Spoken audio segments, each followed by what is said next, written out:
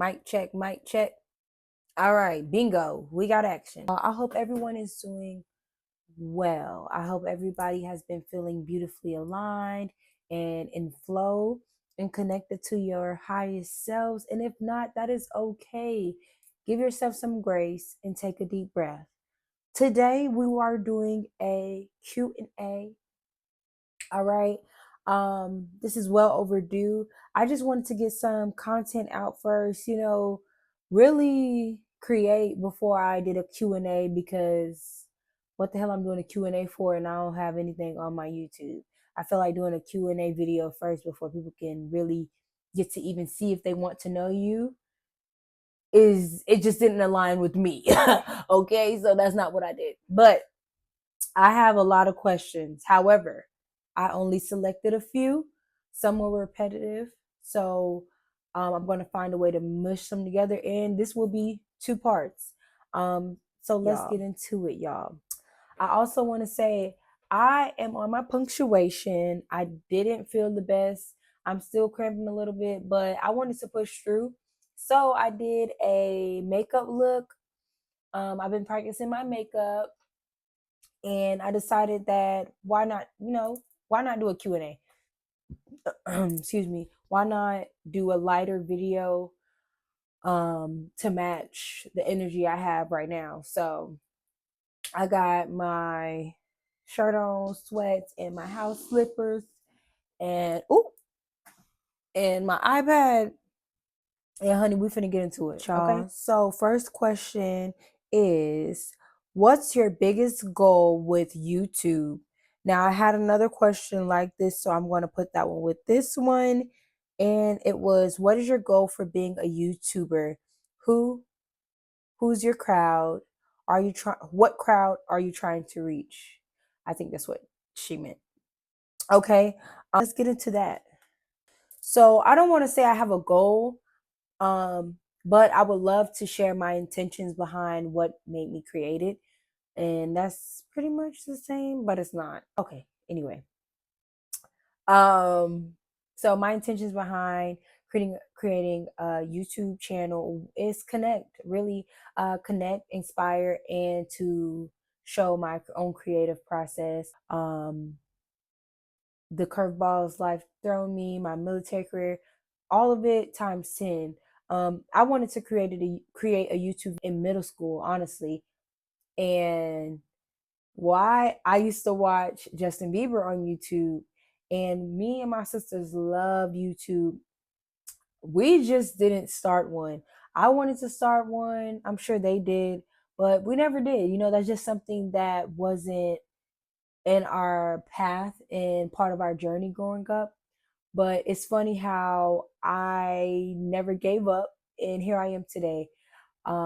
So yeah, that I'm very excited for that. But I really just want to, not just, but I really want to connect, and I want to share my journey. I know I'm not the only one that feels like their purpose is bigger than themselves. Like, it's bigger than just their talents. It's bigger than just their existence. Um, I can genuinely say that I've had personal conversations with God. I've had dreams. I've had the messages. All the signs are there. And it was just me being scared to put myself out there, because I never seen anyone do it personally.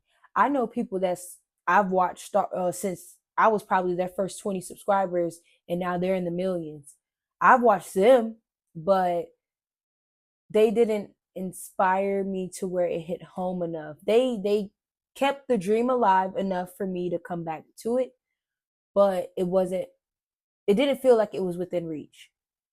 And I know that who I am and what I'm here to do is going to offer exactly that, okay?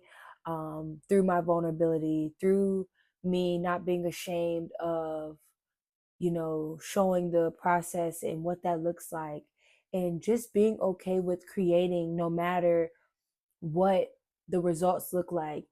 because it's not about just the views, it's about committing to my creation. You get what I'm saying? And what I feel God pulled me here to do. God is the creator of all, and me being a creation from God, that lets me know that I'm a co-creator. And so these dreams, these dreams and these feelings I get of, seeing the lights and um, seeing the glitz and the glam and seeing that spiritual growth and seeing my spiritual team and everything. Like, I know these aren't just things that I want, these are things that I already have, and I'm just aligning with it. And YouTube is one of those things. And it wasn't meant for me to start it when, I wanted to. It was meant for me to start it when I was ready, and I'm ready now. So I hope that answered your question, but there is no specific gender or no specific age I'm looking for. I'm not even looking for the crowd, because I know that the way we're vibrating right now and the way the world is going, we're all going to end up in the orbit. We're already, it's already working in our favor that I'm going to be connected to these people. These people are going to be connected to me, and we're going to inspire each other. You know what I mean?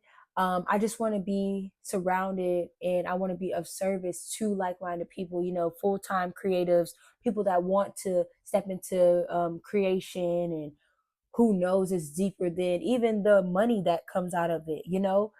It's because we know how important it is.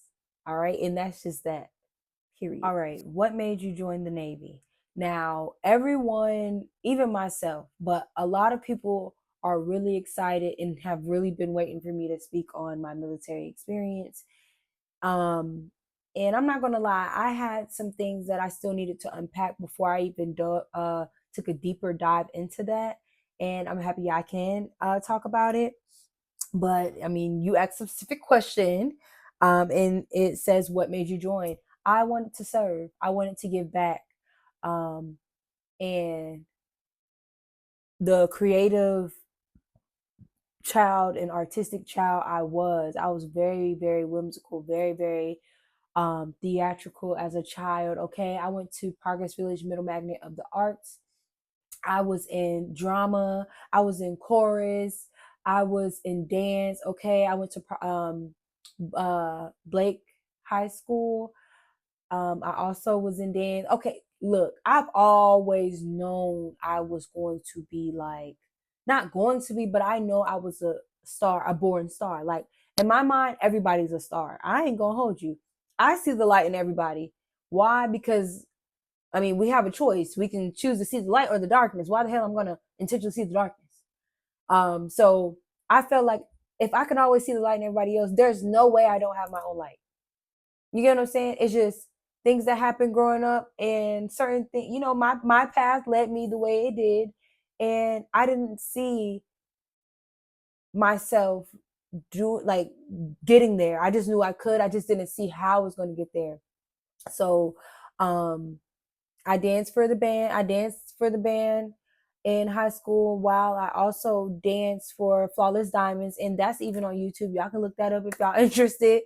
But I always knew I was going to be a star, or I wanted and what I mean by being a star, I knew that being a star was a way I could service others. But because I didn't know how to get there, it's like my creativity morphed into patriotism. And so I believe that happened because my great uncle, my grandmother's brother, um, he was a captain in the Navy, and me listening to the stories my grandmother told me about, how she came up and about her childhood and about her walking miles and miles to school, growing up in South Carolina. In my head, I'm thinking, okay, well, I know he had some of these same limitations. Of course, it's different because he's a man, she's a woman. However, um, I seen that he made it out, and my grandma also made it out in her own way too. Okay, her house was one of the first houses built on the street I grew up on, which I think is so dope. But he was someone I seen that was like the thing to be. Like, it was one of those things where it's just like, okay, since I can't be a star, I can find another way to serve. I'm still gonna do like I'm still focused on servicing, but I'm just gonna do it a different way. I'm going to the military, so I decided to go to the Navy, and I was so career driven. I wanted to do 20 years. I started prepping for the Naval Academy and everything, but it's like God was saying, no, you're not even finna be in here that long. I don't know why you're trying to get that comfortable. Cause y'all, I was getting my ass tore up in the military, okay? And it wasn't the job, it was the people. It was nothing about my job that I hated. I loved my job. And I think it's because it kept me busy. Um, and I mean that's part of watching independent women when you grow up. Like I grew up around a lot of independent women, and now I know it was a lot of hyper independent women. But of course, I took on that, and I took that shit to the military, and I worked my ass off. Okay, I worked my ass off. I am an overachiever, and that's what I did. So yeah, I was a boasting maid. Okay. Oh, you really couldn't tell me shit. In my eyes, I felt like I was the shit. People used to talk about, oh, you're a boasting maid, you do this and that. In my mind, it was like, oh, well, yeah, at least I work. Now I know, bitch, you don't got to do all that extra shit to get paid. Okay, being born is enough to is more than deserving enough to be fed, well taken care of. Okay, I get paid to breathe. I get paid to exist. These are things you need to start saying as well, um, because it is true. There's no way you think he's gonna hustle and grind all your life, and there's not gonna be times where you can go a month or two without lifting a finger for real, and you don't have to worry about money. Like, yeah, no, I'm all that survival shit is out the door. So, now that I know what I know now, I'm happy things worked out the way they did. Now, unfortunately, everything didn't have. I feel like everything was a little. Not everything had happened the way it did, but it is what it is. I give grace. Where are you from? Y'all, I am from Tampa, Florida. Okay, the 813. All right. I grew up in Palm River, Claremont area. Okay. Literally split between the two. I was in Palm River some days. I was in Claremont some days. Y'all, I was right in the middle, going back and forth. But I was literally a little bit of everywhere around the city. Um, Central Park, West Tampa, Grant Park, Oak Park. Man, I used to be everywhere. I'm not gonna hold you. And then being that my mom was so known in the city, um, cause she sung and the cool as fuck. She's a lot of people used to call her Lil Kim, and I used to think it was so funny growing up listening to people call her Lil Kim, because I'm just like, why do they keep calling her Lil Kim? Like I see they two chocolate girls. I see the vibe my mom give, but Lil Kim was nasty to me. So anyway, I don't even want to get into that. But yeah, I'm from Tampa, Florida, baby. Born and raised. Okay. How often do you travel? I will just go based off of last year going into this year. So in 2024, I traveled every month from July to the end of the year. I travel every month. So I can't remember where we went in July. I don't know. But I know we went to Kissimmee, Florida, Tampa, Florida. We went to the DMV, which is DC, Maryland, and Virginia. Um, Went to San Diego, went to Gatlinburg, Tennessee, in the cabins. Um, Went to Tampa. And am I missing something?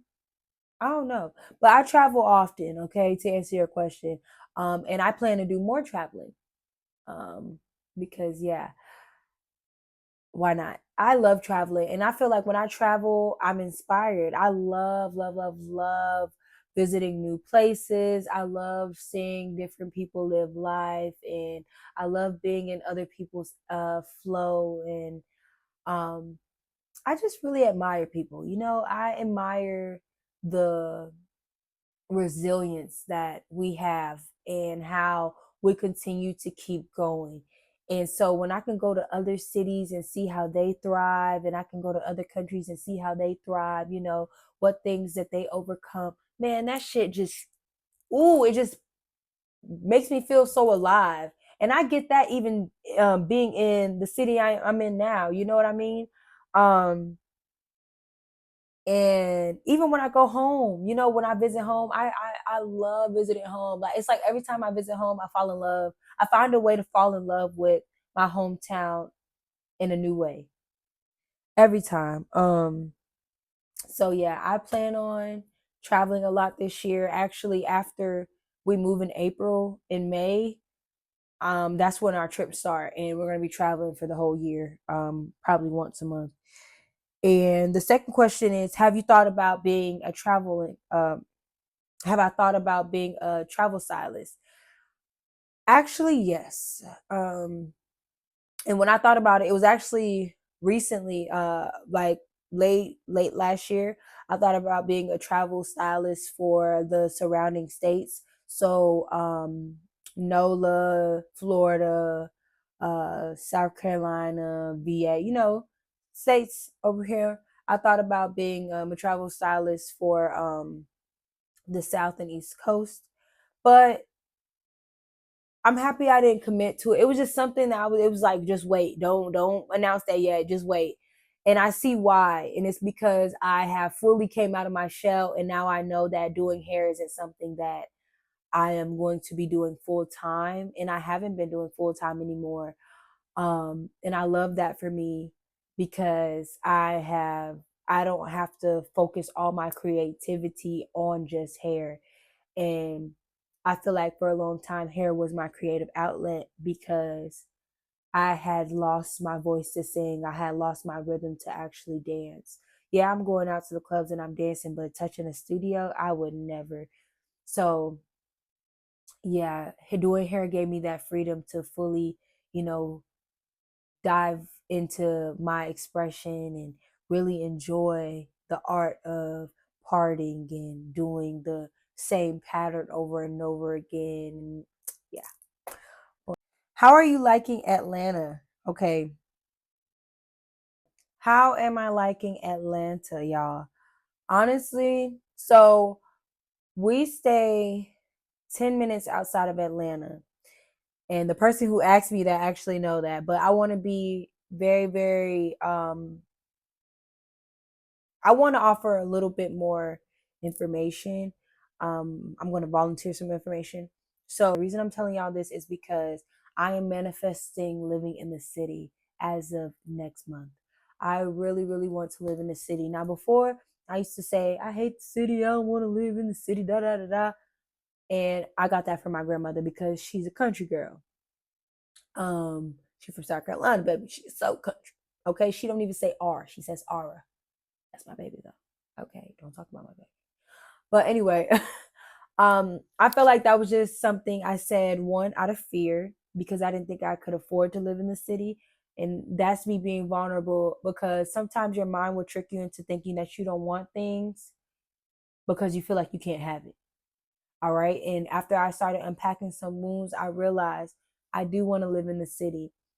I do want to be on my balcony looking out and seeing the city lights and um, taking walks downtown to get coffee and try new places, taking scrolls with my honey, taking going on jogs. You know what I mean? Like being in the city for real, not staying on the outskirts because I'm trying to save money. What the fuck I'm worrying about money for when I know God gonna provide?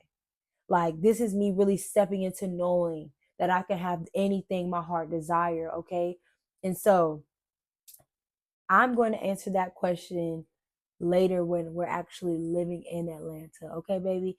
I am not forgetting about you. I'm going to answer that question. But I will talk a little about my move from San Diego. So, I drove from San Diego to Georgia. Well, really San Diego to Florida, okay? Tampa, Florida. And that was a 2-day travel for me. I ain't playing no games, y'all. Uh Literally no games. But when I got here to Georgia, and I got to Georgia in November 2023, um, and I was in survival mode still. I was looking for a college to transfer to. I felt like I was in a rush. I was looking for jobs. I was looking for anything to do, y'all, any work. Um, I'm just now starting to literally get out the house as of last year at the end of the year. So almost a year later after moving here is when I finally start to live.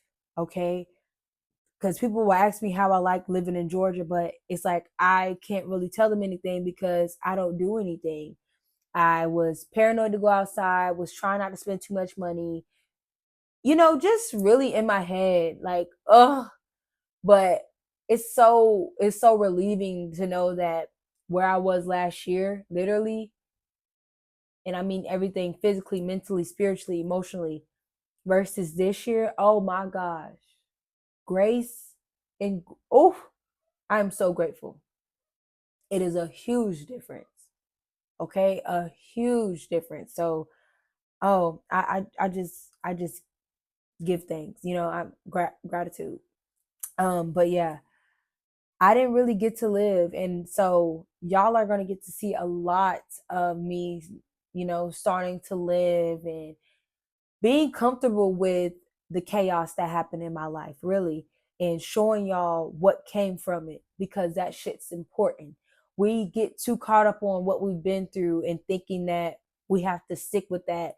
No, you don't have to stick with the trauma, baby. You could share the trauma, but you don't want to be sharing your trauma and still trauma dumping and passing on that baggage. That's not what I wanted to do. So I knew I had to have a sit down with self, and I had to have a sit down with God and the divine and say, okay, something's got to give. And that something was me. And I had to surrender.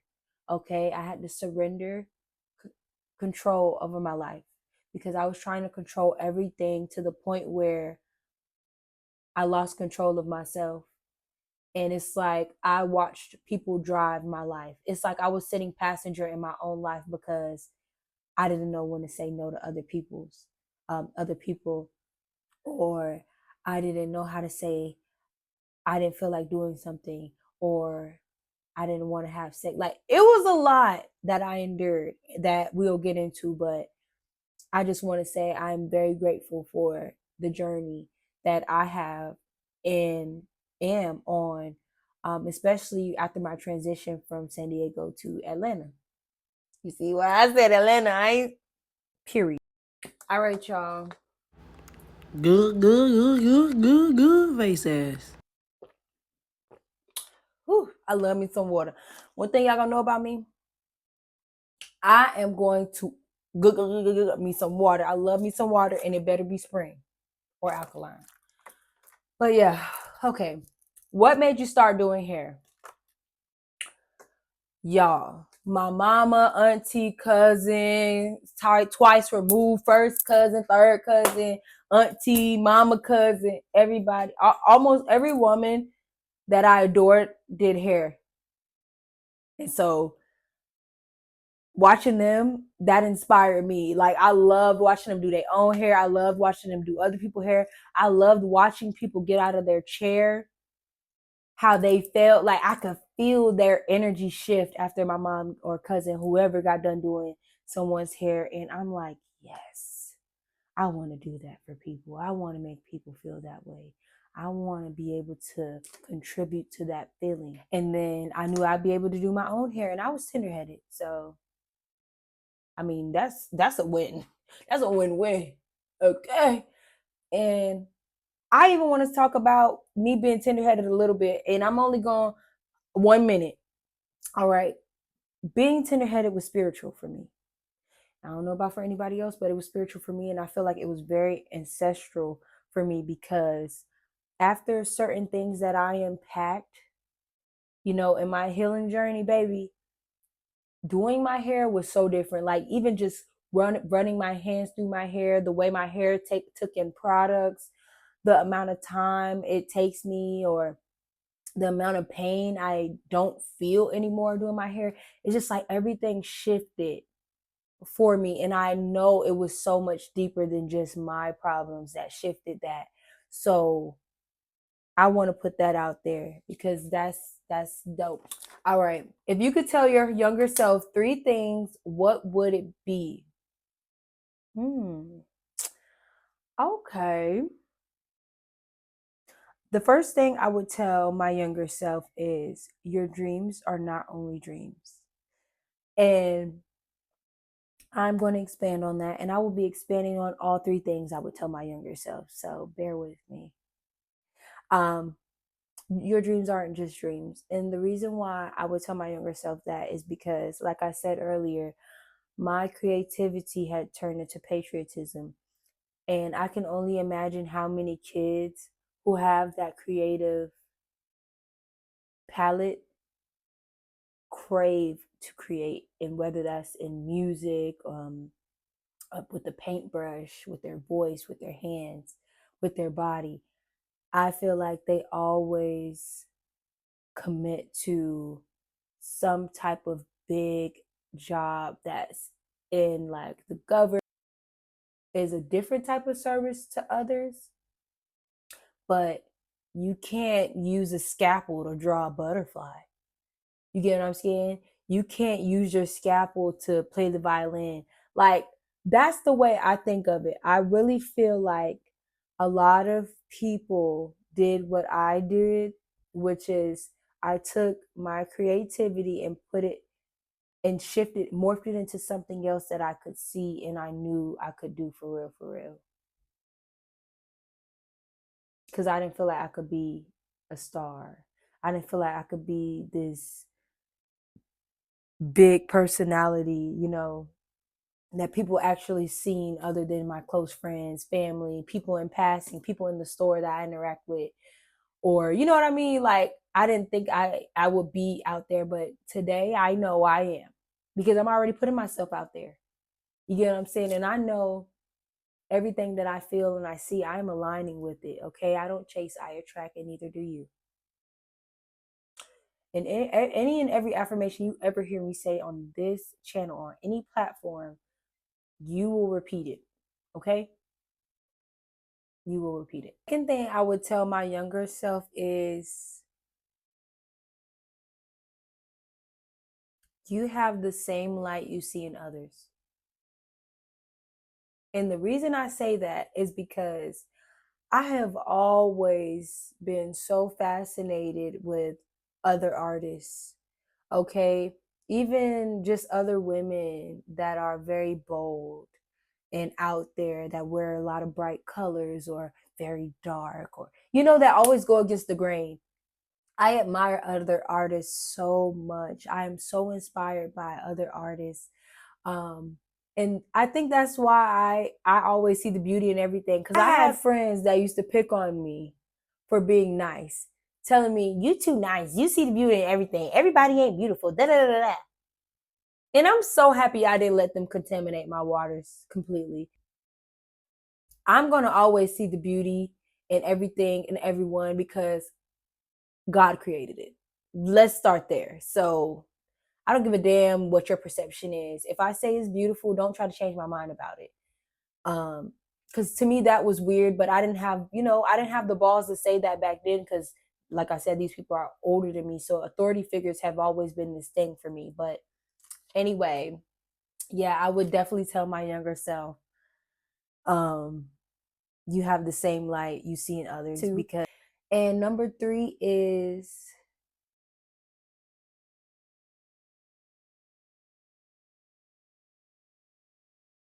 you're deserving. That is number 3.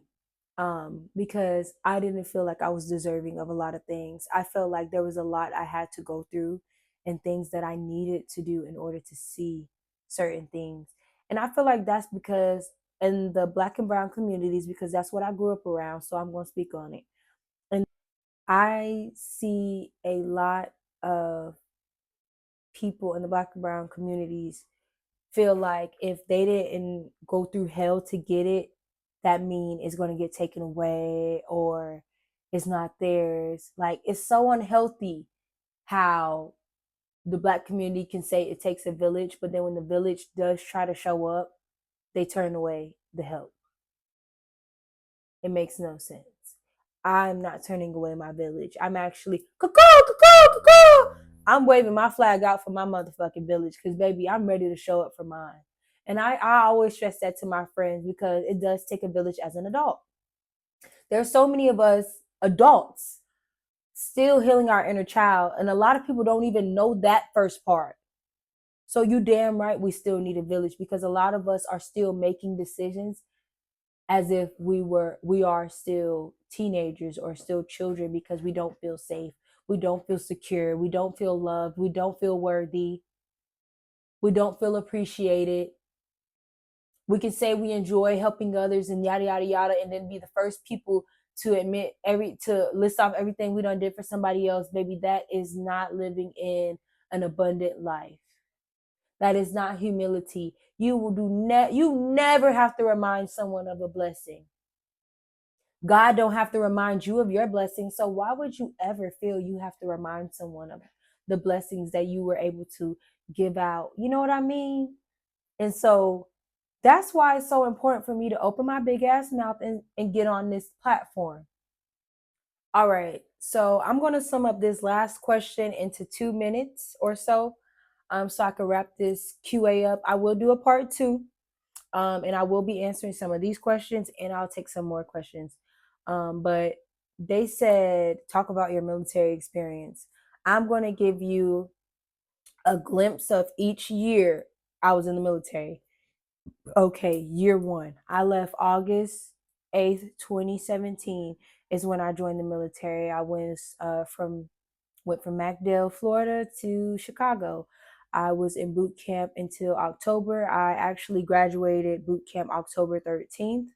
My boot camp experience was rocky. I did get set back in training for braiding hair, but they considered that recruit to recruit contact. And I was told on because this bitch was mad that I wouldn't braid her hair for chapel, and I was taking too long, and she felt like she was going to be late. So she did tell me. But I ended up getting set back into a better division. And it's ironic how things work out for you, because maybe a week and a half before I got set back, I was crying and telling my mom that I didn't want to be in the division that I was in, because she selected me to do a job that I didn't want to do, which is the yeoman. She wanted me to be head yeoman and also the MA, and I told her I didn't want to do both. And yeah, she kind of told me I didn't have an option, and I wasn't going to have options in the military, and blah blah blah. But yeah, so they also tried to diagnose me with lung cancer in boot camp. Y'all, like I said, God was trying to keep me in line for what was bigger to come, which is what I'm stepping into. Okay? Cause y'all, that was only the beginning of the rest. Like, my whole military experience was the experience of my coming out. It's like everything I went through in the military was so I didn't have to go through it when I got to where I seen myself, which is as a creator. You get what I'm saying? And the reason why I don't want to just say dancer, singer, I have to say creative. I have to say creator, because I am multi-passionate, okay? I don't just do one thing. I do everything. I don't have a niche. I'm a no niche goddess. Okay. I'm here for more than one reason. And it's important for me to keep saying that, because I have to remind myself of that. I don't have to be in a box anymore. And so, yeah. If you guys have anything that you would love to see, any other questions, there's nothing off limits. Okay. If there are things that I don't feel comfortable with sharing yet on here, I definitely will be vocal about that. And I don't mind talking to people one on one, giving a little, one on one. I'm also open to interviews. I've also done interviews before. And I had some people ask me about some interviews. So I'm down for it all, y'all. My answer is yes when it comes to creating. And that's with anything. Even if I decided I wanted to paint the wall right now, I would say yes. You know what I'm saying? I just want to bask in the ambience of my magic and my power. And that is my creation. So peace, love, and light as always. And I hope you enjoyed this video, because this one feels different. All right. Adios.